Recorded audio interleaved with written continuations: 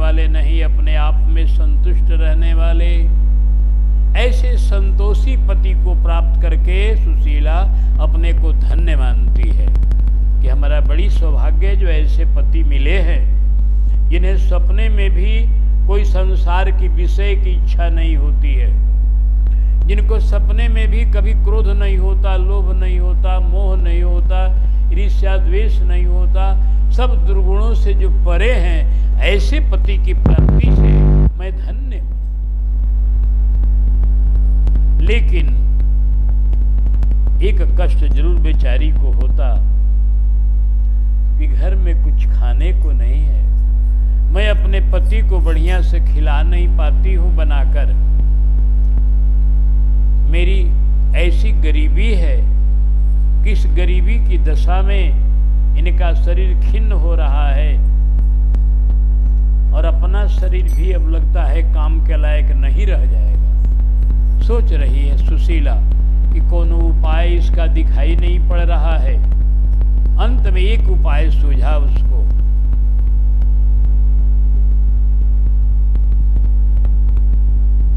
दीन बंधु भगवान से प्रार्थना करो। ये मन में आई बात कि प्रभु से प्रार्थना करूं, प्रभु कोई उपाय निकालेंगे।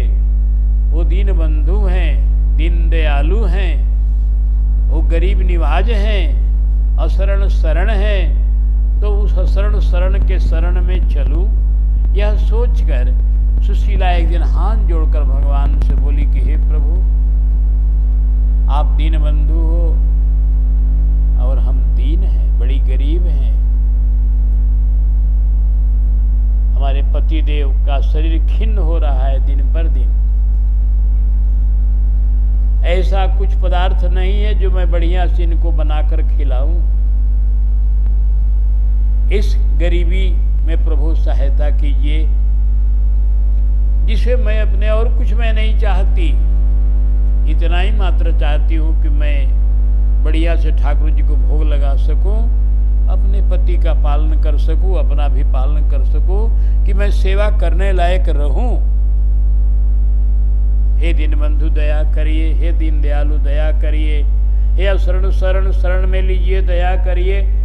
भगवान तो बड़े दयालु हैं, तनिक कोई पुकारता है, सच्चे दिल का पुकार होना चाहिए। सुशीला ने पुकारा, भगवान तुरंत दरवाजे पर पहुंच गए। कैसे पहुंच गए? ब्रह्मचारी बनकर, ब्रह्मचारी का रूप धारण करके, हाथ में कमंडल लिए हुए, और बोले देवी भिक्षाम दे। हरिओम नारायण नमः। देवी भिक्षाम दे। जब इस तरह से हरिओम की आवाज लगाई भिक्षा दे का, देवी निकली बाहर। पूछ बैठी, आप कौन है सरकार?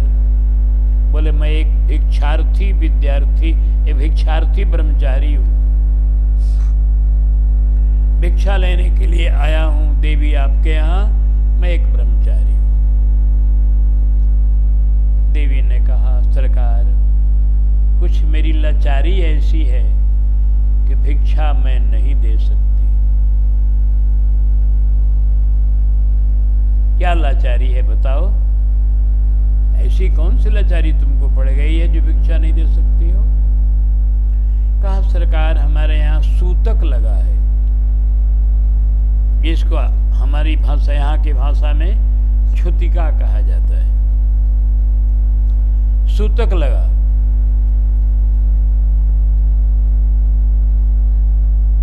कौन सूतक लगा है? सूतक दो प्रकार का होता है, एक जन्म का सूतक होता है, एक मरण का सूतक होता है। कौन सूतक लगा है तुमको? कहा कि सरकार जन्म का सूतक लगा है। जन्म का सूतक लगा है? कहा मेरे घर एक बालक का जन्म हुआ है। बालक का जन्म, उसका नाम? कहा उसका नाम दरिद्र है, दरिद्रता रूपी बालक। लेकिन तुम प्रसूति जैसी लग नहीं रही हो, प्रसूति के समान नहीं लग रही हो। सुशीला बोली, सरकार बालक को हुए कई बरस हो गए। अरे ये भी आश्चर्य है कि बालक को हुए कई बरस हो गया, तुम सूतिका में हो। अरे सूतक तो 1 महीने भी नहीं लगता, साल भर भी क्या लगेगा, 1 महीना नहीं लगता है। सूतक तो एक सीमित दिन लगता है, 2-4-10 पखवाड़े नहीं लगता सूतक। तो तुम ही बताओ कि सूतक कैसा है जो लगा है तुमको कई सालों से। कहा सरकार हमारे यहाँ दरिद्र नामक बालक हुआ है। तब समझ गए ब्रह्मचारी जी की बड़ी विदुषी है, इतनी विदुषी है कि कितने बढ़िया से हमको ये उत्तर दिया। एक उत्प्रेक्षा किया दरिद्रता के ऊपर बालक का कि मेरे यहाँ दरिद्रता जो है सो बालक बन करके मैंने जन्म ले लिया है। हमारे घर में बराबर गरीबी है, गरीबी के चलते मैं भिक्षा नहीं दे पा रही, मेरे पास कुछ नहीं। क्योंकि बड़ी विदुषी जानती है कोई भिक्षुक आ गया और उसको भिक्षा नहीं दिया जाएगा अगर, तो वह भिक्षुक आपका पुण्य लेकर चला जाएगा। कोई भिक्षु दरवाजे पर आ गया और जो कह देता है कि नहीं मिलेगा, जाओ फेरा करो, जो फेरा करो कर देता है जाकर के जाओ भागो यहाँ से, तो उस आदमी का जितना भी पुण्य कर्म है उसका फल लेकर वो चला जाता है। जितना वो कर्म धर्म कुछ किया है वो सब वो लेकर चला जाता है, नाही करने पर। इसलिए भिक्षुक को नाही करने का विधान नहीं है।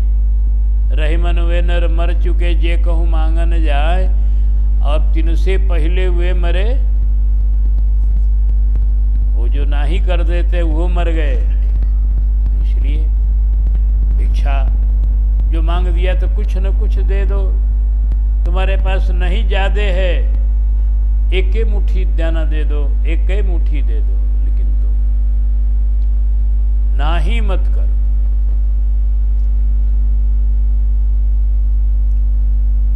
तो देवी ने बड़ा बढ़िया से अपने गृहस्थी का रक्षा किया। सोची कि नाही कर देती हूँ कि नहीं दूंगी तो यह पति का पुण्य लेकर चला जाएगा ब्रह्मचारी। अब दूं तो कहाँ से दूं? इसलिए एक दरिद्र के बालक का उत्प्रेक्षा करके और गरीबी को अपना बताया। धन्य हो देवी, तुम्हारी बुद्धि को हम बलिहार हैं, बड़ी अच्छा तुमने उत्तर दिया। मैं परिस्थिति को समझ गया और आया था मैं तुमसे कुछ मांगने, लेकिन अब मांगूंगा नहीं, कुछ देकर जाऊंगा। अरे सुशीला ने कहा, आप साधु हो, ब्रह्मचारी हो भैया, आपसे हम क्यों लेंगी? हमारे पति देव कहीं से मांग के लाएंगे, मिलेगा तो ठीक, नहीं मिलेगा अब आपसे क्यों लूंगी? आप तो स्वयं ही विद्यार्थी, स्वयं ही भिक्षार्थी हो, अपना गुजारा करते हो जैसे तैसे। कहा कि नहीं नहीं, मैं तुमको अन्न पानी नहीं दूंगा, तुमको परामर्श देकर कुछ जाऊंगा, कुछ सलाह देकर जाऊंगा। मेरी बात ध्यान से सुनो। अपने पति को, तुम्हारे पति जाते हैं मांगने की नहीं, इधर उधर भिक्षा का जाते हैं मांगने, रोज जाते हैं, 7 घर जाते हैं, जो मिलता है तो ठीक, नहीं मिलता है तो नहीं। तो एक काम करो, उनको द्वारका भेज दो एक दिन। द्वारकाधीश बड़े दयालु हैं, बड़े कृपालु हैं, और तुम्हारे पति के साथ वो पढ़े हैं, बचपन के मित्र हैं। एक तो ऐसे ही दयालु हैं, दूसरे मित्रता भी है। तुम्हारे पति को जाने मात्र से ही सारे तुम्हारे दुख का निपटारा हो जाएगा। द्वारका उसी क्षेत्र में है, थोड़ा दूरी पर है। थोड़ा दूरी पर है, हम लोग भी बस से गए थे वहां से। तो कहा कि भेज दो उनको। कहा कि ठीक है, मैं प्रयास करूंगी। कहा प्रयास नहीं, किसी तरह से भेजो। मैं समझ रहा हूं तुम बड़ी पतिव्रता हो, पति से तुम ज्यादा कहने में तुमको संकोच है, लेकिन नहीं, इसमें संकोच मत करना, हट करके भेजना किसी न किसी तरह से उनको द्वारिका।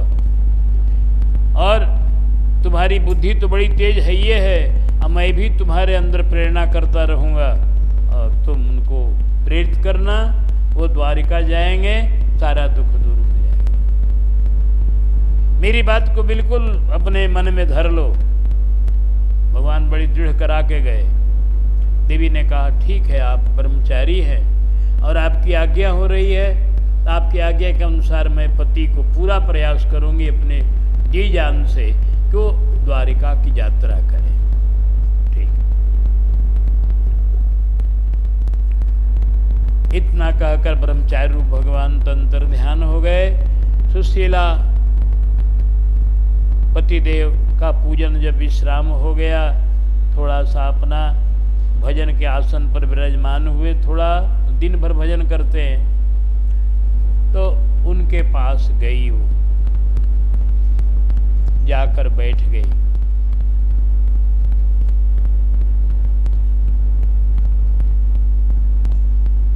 हाथ जोड़ी, क्या कुछ कहना है? स्वामिन, आपके भजन में विक्षेप होगा, ये भय भी लग रहा है।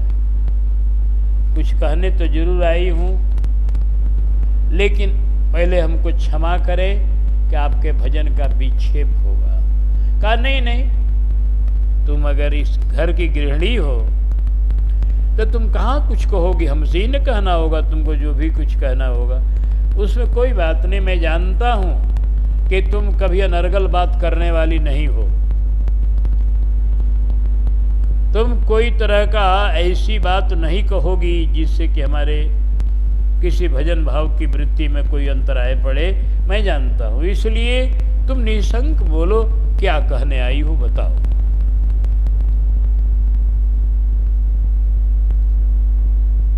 कहा कि सरकार, आज मेरी एक ही प्रार्थना है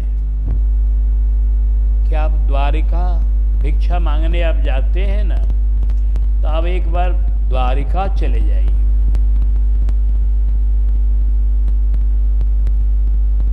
अरे ये तुमको कौन बता दिया, ये कौन तुमसे कह दिया कहने को द्वारिका जाने के लिए? इतना जीवन बीत गया, कभी तुमने, अब बुढ़ापा मेरा आ गया, अब कभी तूने ऐसी बात कही नहीं, आज द्वारका की बात तुमको कहां से आ रही है? कहा सरकार, आपने भी कहा है, हाँ बहुत पहले कहा है, लोचन कमल दुख मोचन तिलक भाल मोचन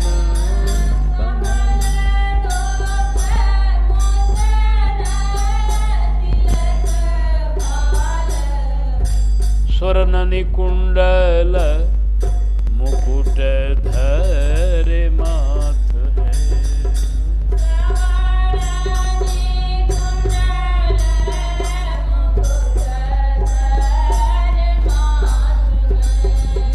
ओढ़े पीत बसन गले में वैजयंती माल,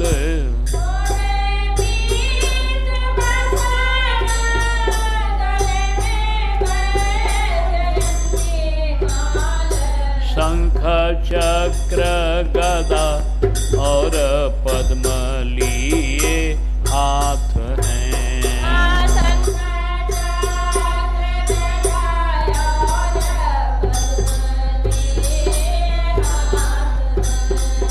कहता नरोत्तम सांदीपनि गुरु के पास कहता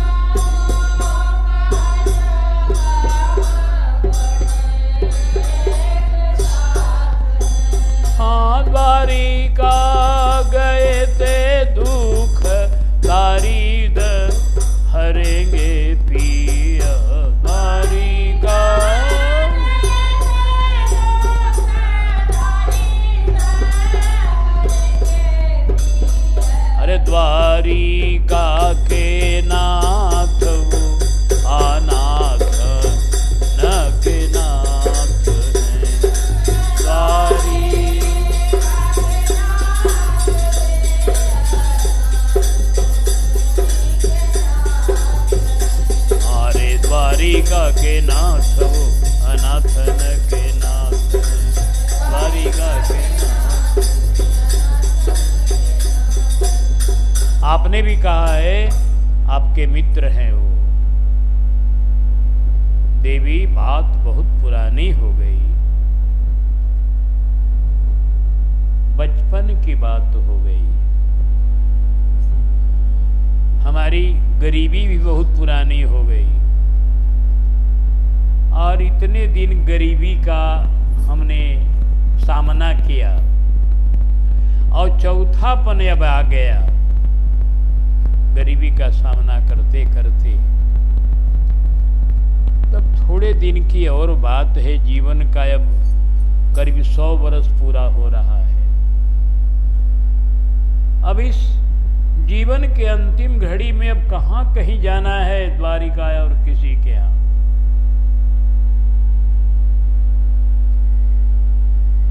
जैसे इतने दिन बीत गया और कुछ दिन बीत जाएगा। आखिर तुम इतना काहे बेचैन हो गई? इतना दिन सह लिया, अब तुम कह रहे हो कि नहीं जाइए द्वारिका। कहा सरकार, सहने की भी एक सीमा होती है। मेरी सहनशीलता उस सीमा पार कर रही है। अब तक दुख जो था वो तालाब की तरह था, वह नदी की तरह था, लेकिन अब दुख समुद्र की तरह हो गया, जिसको मैं पार नहीं कर पा रही। एक बार द्वारिका जाते, कुछ पा जाते तो लाते। एक बार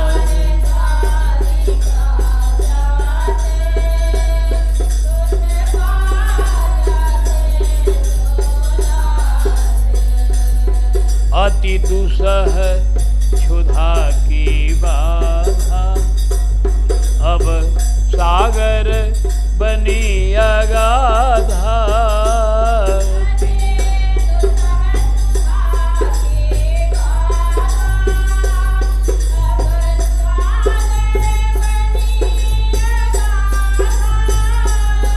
बड़ कठिन तरन की साधा, तन प्राण रही गए आधा।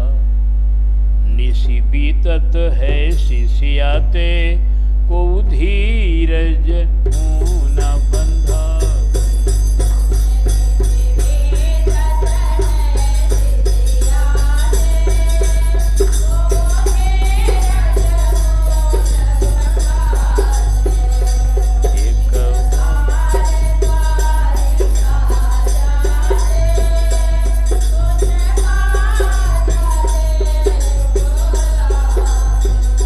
जी ने कहा, देवी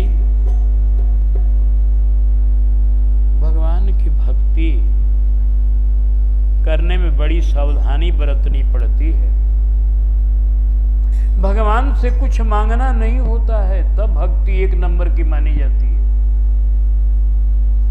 ये भक्ति भाव के नाते यो नहीं भुनाए जाते। ये भक्ति भाव के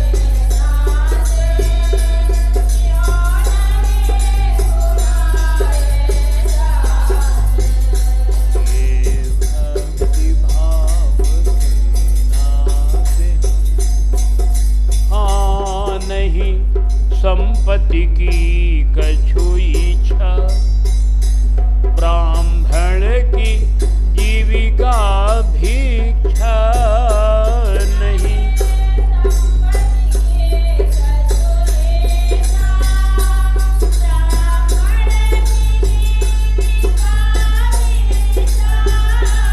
यह श्रुति पुराण की शिक्षा, दुख सुख में रहे तीतिक्षा। यह श्रुति पुराण,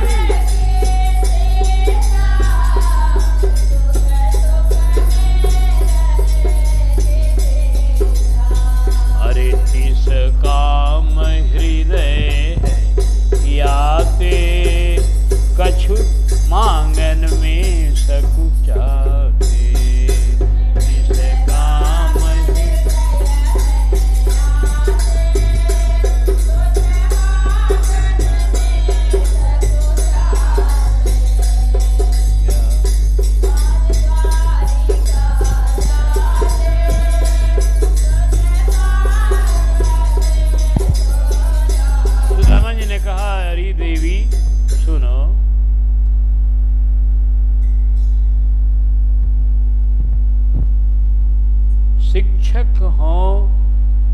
घेरे जग को, तिय देति कहाँ हमको तुम शिक्षा। जे तप कै परलोक सुधारत, संपत्ति के तिनके नहीं इच्छा। मेरे ही प्रभु के पद पंकज, 12,000 देखु परीक्षा। औरन को धन चाहिए बावरी, ब्राह्मण को धन केवल भिक्षा। और लोगों को धन चाहिए ना, ब्राह्मण को धन तो भिक्षा है बस। हमारे कुल का नाम ही मंगन कुल है। गोस्वामी जी लिखा है कवितावली में कि जायो कुल मंगन। अपने ब्राह्मण कुल को बाबा ने कहा, जायो कुल मंगन बधावन बजायो सुनी, भयो परिताप पाप जननी जनक को। मैं मंगन कुल में उत्पन्न हुआ और मेरी बधाई नहीं बजी। ऐसा मैं अभागा लड़का जन्म लिया कि माता पिता को कष्ट हुआ। हमें भी बहुत कष्ट भोगना पड़ा बचपन में, दरवाजे दरवाजे भटकना पड़ा एक चुल्लू जल के लिए भी। छाछी को ललात बिललात द्वार द्वार दिन, जानत हो चार फल चारहु चनक को। लेकिन नाम राव रावरो, सयानो किधो बावरो, जो करत गिरीते गरु तनक को। लेकिन आपका नाम ऐसा पागल है, सयाना है कि पागल है पता नहीं, जो तृण से भी नीचा है, तृण से भी छोटा है, उसको पहाड़ से बड़ा बना देता है वो। हम तो तृण से भी गए गुजरे थे, अब मुझको पर्वत के समान महान बना दिया आपके नाम ने। हाँ तो सदा खर को सवार, तिहारो इनाम गयंद चढ़ायो। तो जायो कुल मंगन। तो कह रहे हैं सुदामा जी भी वही बात कि हम मंगन कुल में जन्म लिए हैं। तो ब्राह्मण को तो भिक्षा मांगना ही उसका बस काम चल जाएगा। भिक्षा मांग के धन के बटोरने की क्या जरूरत है ब्राह्मण को, बोलो। इसलिए निष्काम हृदय है आते, कछु मांगन में शर्माते।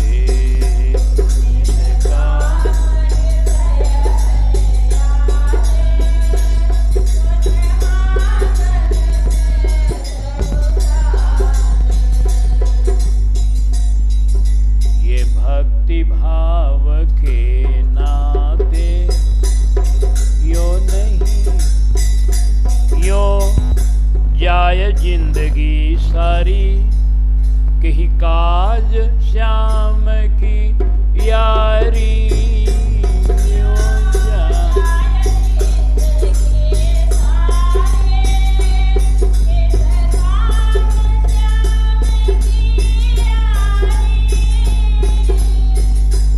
यो जाय जिंदगी सारी, कही काज श्याम की यारी। सुशीला कह रही है किस तरह जिंदगी भूखे भूखे बीत जाएगी। अब सुन के विनय हमारी, यात्रा की करो तैयारी। ये जिंदगी ऐसी बीत जाएगी तो कन्हैया से मित्रता होने का क्या मतलब हुआ है? इतने बड़े प्रभु आपके मित्र हैं, आप यहाँ एक एक दाने के लिए कष्ट भोग रहे हैं।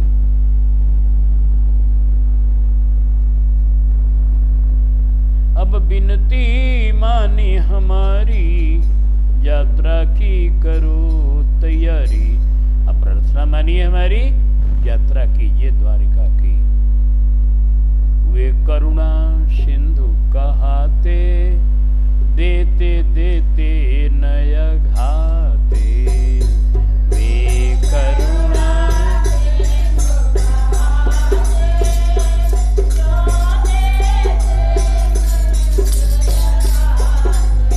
अरे वे करुणा सिंधु कहाते, देते देते नय घाते।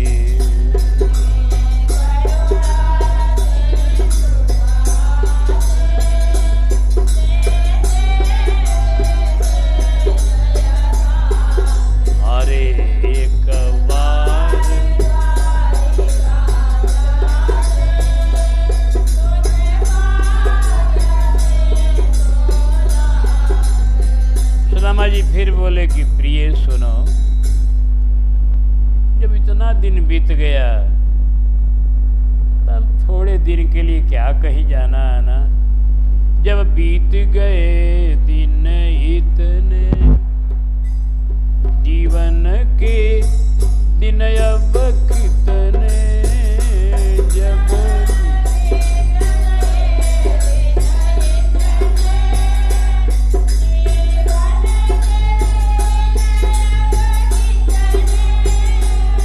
रही गए शेष भी जितने, भजी हरि सफल करू तितने। रही गए शेष भी जितने, भजी हरि सफल करू। अरे सपने से ये दिन रातें को स्थिर ना रही पाते, सपने से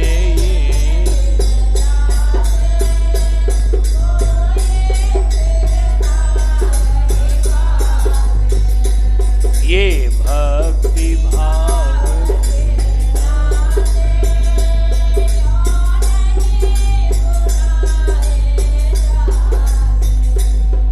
सुदामा जी ने कहा, देवी जब इतना दिन बीत गया, अब जिंदगी कितना दिन है, अब तो गिनती का दिन कुछ है। और जब बीत गए दिन इतने, जीवन के दिन अब कितने रह गए, शेष भी जितने, भज हरि ही सफल करू तितने। जितना रह भजन करके समय बिताओ। ये सपना दुनिया है, सपना में दुख हो रहा है, सपना में सुख हो रहा है। इस सपने के लिए क्या मरना है। सपने से दिन अरुराते, कोई स्थिर ना रह पाते। यहाँ दुख भी स्थिर नहीं, सुख भी स्थिर नहीं। देवी ने कहा, सहने की भी सीमा होती है। यूं कब तक गरज सरेगी, कमजोरी आय बरेगी।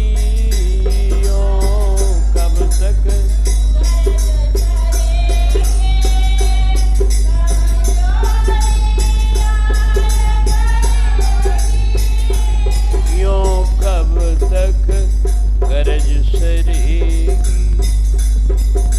कमजोरी आय बरेगी। कमजोरी आय बरेगी, करमाला छूट पड़ेगी। कमजोरी आय बरेगी,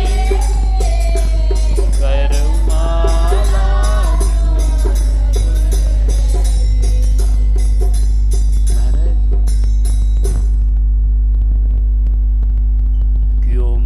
को नहीं समझाते, दर दर की ठोकर खाते। क्यों मन को नहीं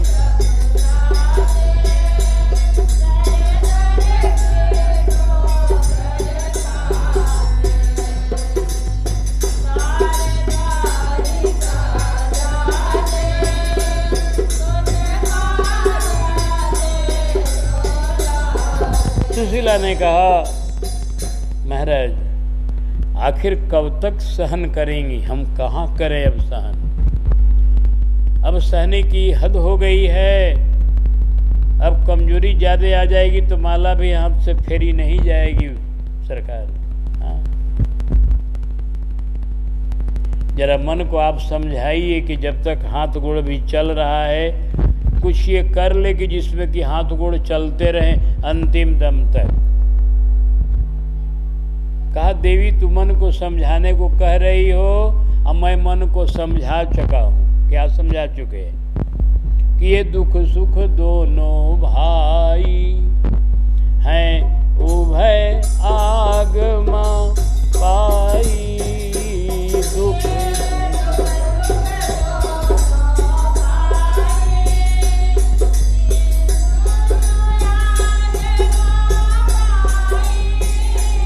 ये उभय आगमा पाई।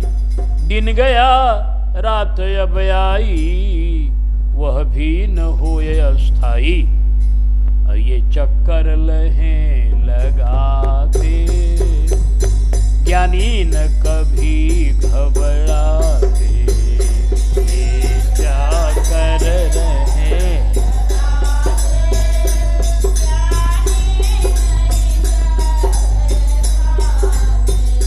ये भक्ति भाव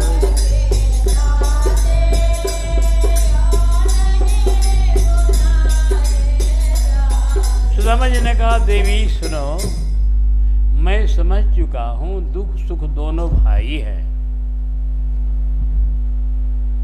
सुख सपना, दुख बुध बुधा, दोनों है मेहमान, और सबका आदर कीजिए जो भेजे भगवान।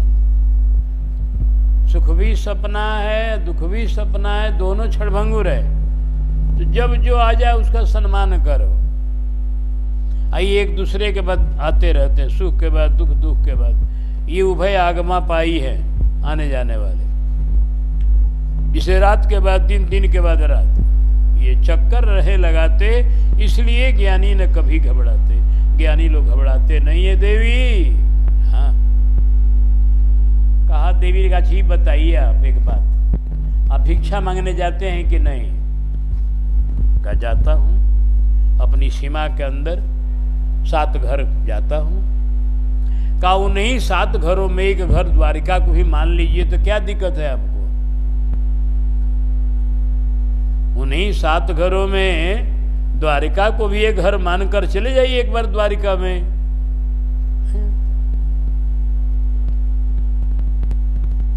द्वारिका गए कहाँ बिगड़े, साधन भी सफल हो सिगरे।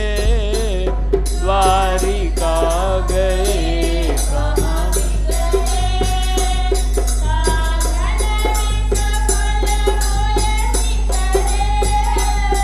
निर्धनता ढंग से डिगरे, और प्रभु बैठा रही हैं सिगरे। कहा प्रभु एक बार जाइए और द्वारिका जाने में आपका क्या बिगड़ जाता है? जब सब घर जाते हैं घर, एक बार वहां चले जाइए। आप वहां जेव जाइएगा, निर्धनता ढिगते डिगरे, निर्धनता आपके नजदीक से भाग जाएगी। अब वहां जाते निर्धनता भाग जाएगी और भगवान अपने पास बैठाएंगे। आपका साधना संपूर्ण सफल माना जाएगा भगवान की प्राप्ति से। साधन सफल हो सिगरे। वे करुणा सिंधु कहाते हुए, करुणा सागर वे दीन बंधु कहलाते, दीनों को हृदय लगाते। वे दीन बंधु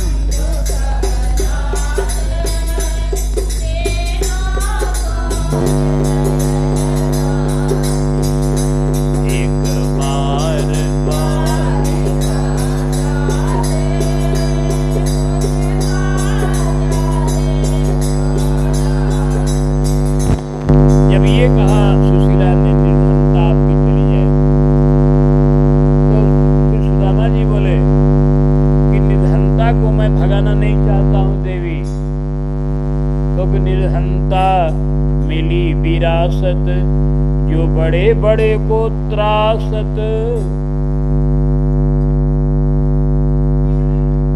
या ही ते प्रभु उपासत, मुझको अब यही है भासत।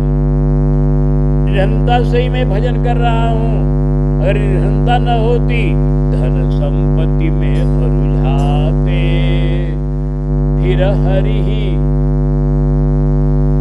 कहा कि अगर मैं संपत्ति में रुझ जाता रह जाता तो फिर हरि ही भजते कहाँ थे, फिर भगवान का मैं भजन कहाँ करता।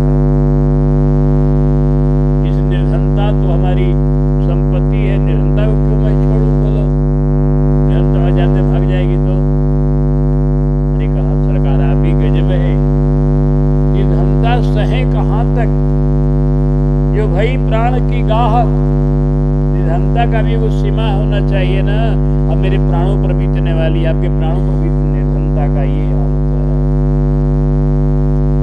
आखिर चातक कब तक रटते रहे, वर्षा एकदम न हो तो आखिर कब तक रटते रहेगा। तो इसलिए सरकार निर्धनता की अब सीमा पार कर रही है। अब आप कुछ भी ना कहकर आप वहां जाएं। तो रामा जी ने फिर कहा कि तुम हट करती हो, मैं जाऊं भी वहां तो भी बात बनेगी नहीं। कहा क्यों न बनेगी? कहा कि एक बात सुन लो, वो दरबार सामान्य नहीं है। वहां इंद्रादिक जामे रोके, भाई इंद्र रोक दिए जाते हैं, ब्रह्मा जी रोक दिए जाते हैं, सब वहां पहुंचते नहीं है।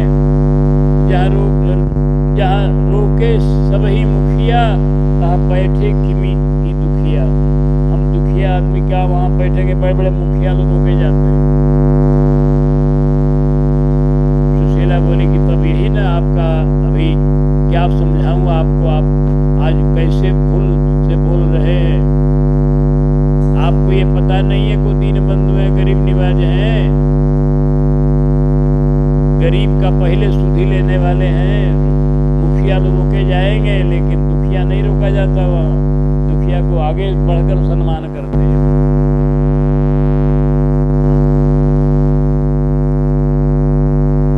आप ये न सोचिए। रामा जी ने कहा ये तो पीछे पड़ गई। कहा ठीक है, तुम्हारी बात ये बढ़िया है, बढ़िया बात कह रही हूँ, मैं जानता हूँ, दीन बंधु है, गरीब निवाज है, सब ठीक है। लेकिन ये पहले बताओ कि हम कमजोर शरीर के इतना दूरी है, कैसे पहुंच पाऊंगा? मार झाड़ झंगड़ रास्ता में, जंगल का रास्ता है, कैसे पहुंच जाऊंगा? बोलो, वहां समुद्र पड़ता है बीच में, मेरे पास पैसे नहीं है कि जो नौका को मैं दूं और पार करूं। बताओ मैं कैसे पार करूं? अरे सुशीला ने कहा कि आप भी एक से एक बात करते, दुनिया के लोग काम धंधा के लिए कहां से कहां जाते हैं, अपना काम करते हैं कि नहीं करते हैं दुनिया के लोग। वैसे ही आप भी जाइए, हर एक दिन में नहीं पहुंचिएगा, 2 दिन में, 10 दिन में, 15 दिन में पहुंचिएगा ना, खाते पीते पहुंच जाइएगा। सुशीला भी आज प्रभु के प्रेरणा से पीछे पड़ गई। कहा पहुंच जाइएगा, आप कितना। फिर कहा अरे सुशीला, तुम समझ रही हो कि जाते जाते हमको गाड़ी लदवा देंगे, ये तुम्हारी भ्रांति है। जाता ही ये लदाए लदा भरी गाड़ी लगाकर मैं चलाऊंगा, ये तुम्हारी भ्रांति है। अच्छे दिनों में अनेक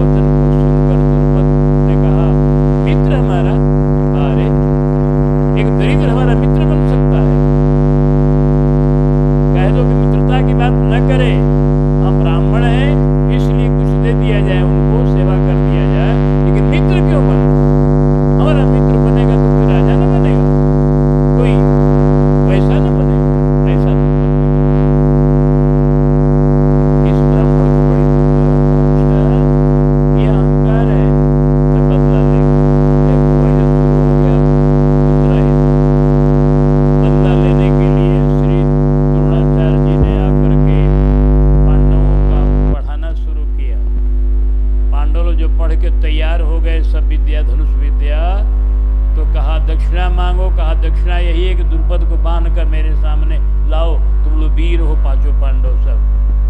तो अर्जुन और भीम के लिए कोई बहुत बड़ी बात नहीं थी। ये लोग बिल्कुल गए द्रुपद पर विजय करके द्रुपद को बिल्कुल सामने खड़ा कर दिए एकदम। द्रुपद अब कैदी हैं। द्रोणाचार्य ने कहा द्रुपद अब तुम्हारा प्राण मेरे हाथ में है, लेकिन मैं तुमको मारूंगा नहीं, क्योंकि तुम हमको मित्र नहीं मानते हो, लेकिन मैं तुमको मित्र मानता हूं, इसलिए मारूंगा नहीं, लेकिन अब बराबरी तो करूंगा। अब आधा राज्य तुम्हारा हमारा रहेगा, आधा राज्य तुम्हारा रहेगा, दोनों बराबर हो जाएंगे, तब मित्र बनेगो न। तब नहीं न कहोगे कि हाँ भिखारी ब्राह्मण हमारा मित्र नहीं है। वैसे ही कि आधा राज्य उनको दिया, आधा राज्य अपने कब्जे में रखे द्रोणाचार्य। इस तरह से फिर द्रुपद को रोष हुआ। अब देखो, अब यही चलक श्रृंखला चल पड़ी। यज्ञ कराए वो कि द्रोणाचार्य को मारने के लिए पुत्र उत्पन्न किया हो। यज्ञ के बीरी से प्रकट हुआ, उसका क्या नाम था? धृष्टद्युम्न प्रकट हुआ, द्रौपदी प्रकट हो गई। धृष्टद्युम्न का पैदाइश से हुआ द्रोणाचार्य को मारने के लिए, इसीलिए यज्ञ किया गया। मैंने कहने का मतलब कि बैर का बीज वहीं से बोआ गया। द्रुपद की भूल से सारा घटना हुआ। उनका अपना भी प्राण गया और द्रोणाचार्य का भी प्राण गया। यही होता है, अहंकार का फल बढ़िया नहीं होता है। अपना भी विनाश होता है, दूसरे का। बोल भक्तवत्सल भगवान की।